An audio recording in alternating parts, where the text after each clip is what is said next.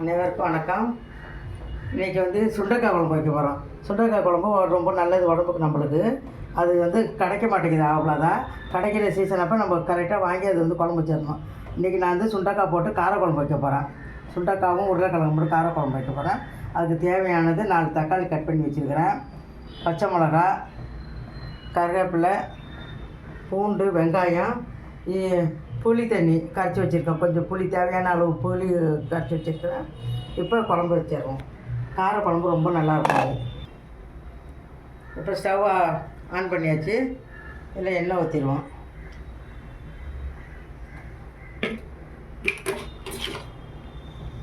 தேவையான அளவு எண்ணெய் ஊற்றிட்டு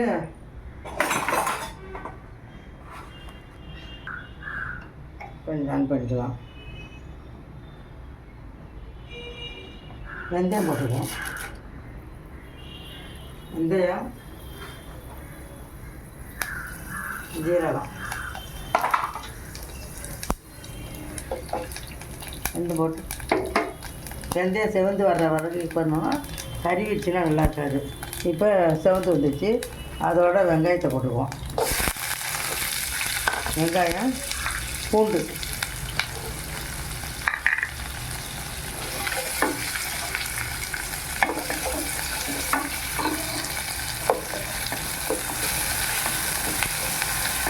பூண்டு போட்டு நல்லா இருக்கும். கொஞ்சோண்டு உப்பு போட்டுக்கலாம்.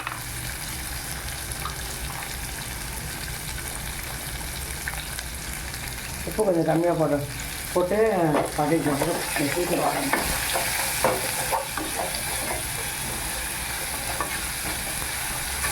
நல்லா வதங்கிருக்கும். சுண்டைக்காய் உடம்புக்கு அவ்வளோ ஒரு நல்ல சத்தான இது.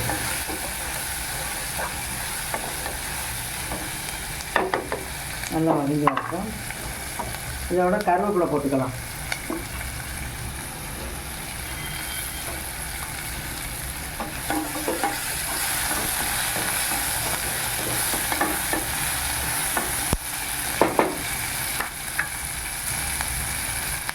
கருவேப்பிலை போட்டுட்டு வெங்காயம், தக்காளி போட்டுக்கோ. வெங்காயம் நல்லா வதங்கி வந்துட்டு தக்காளி போட்டுக்கணும்.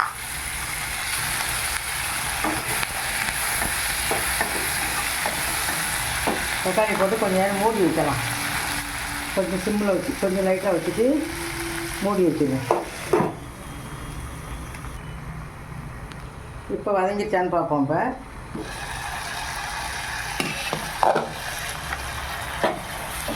இப்போ நல்லா குழைவாக வந்துடுச்சு. தக்காளி நல்லா குழைவாக வந்தால் தான் நல்லா இருக்கும் குழம்பு.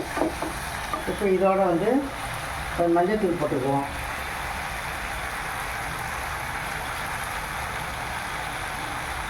தேவையான அளவு மஞ்சத்தூள்,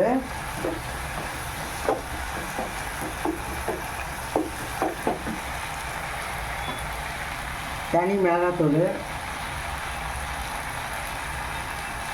காரத்துக்கு தகுந்த மாதிரி போட்டுக்கிறேங்க. உங்களுக்கு எப்படி காரம் இருக்கோ அதுக்கு தகுந்த மாதிரி போட்டுக்கிறேங்க. வீட்டில் அரைச்ச மிளகாத்தூள் தான்.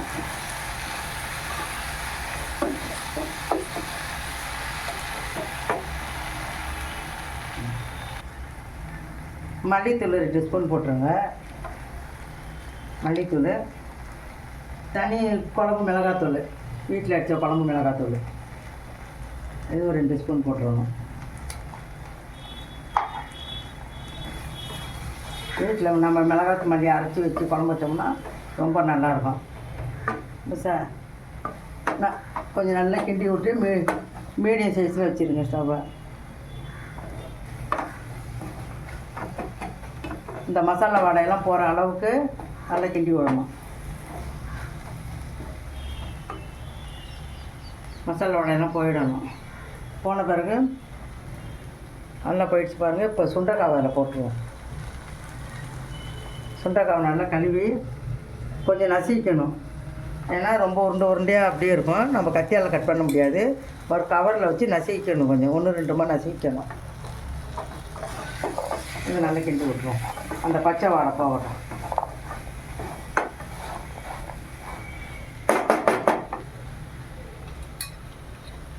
உருளைக்கிழங்கு அதை கூட போட்டுருவோம்.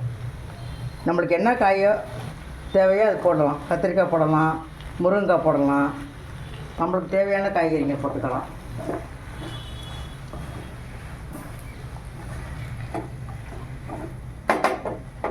பச்சை வாடை போகிற அளவுக்கு வந்த பிறகு புளி கரைச்சி வச்சுருக்கிறேன். அந்த புளியை அதை ஊற்றிடும்.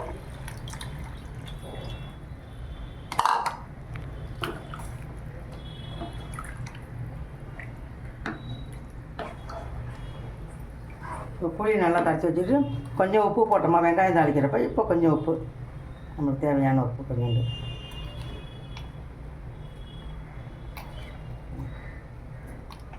நல்லா போட்டு நல்லா கிண்டி விட்டுருவோம். இப்போ ஸ்டவ்வை நல்லா ஆன் பண்ணிக்கலாம்.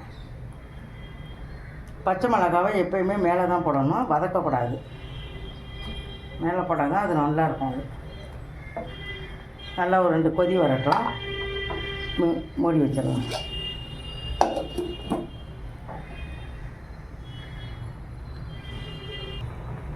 இப்போ நல்லா கொதிச்சு வந்துருச்சு.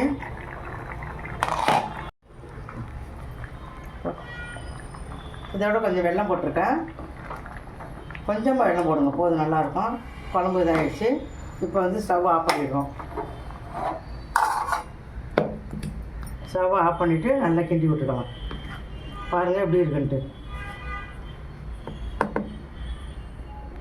ரொம்ப நல்லா இருக்குது.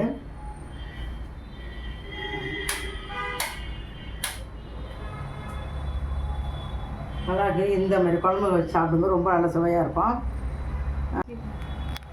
பாருங்கள் நல்லா இருக்குது குழம்பு. இதே மாதிரி வச்சு சாப்பிட்டு பாருங்க. நீங்களும் செஞ்சு சாப்பிட்டு பார்த்துட்டு எனக்கு கமெண்ட் சொல்லுங்கள். உங்களோட ஆதரவு எப்பயும் தேவை. நன்றி, வணக்கம்.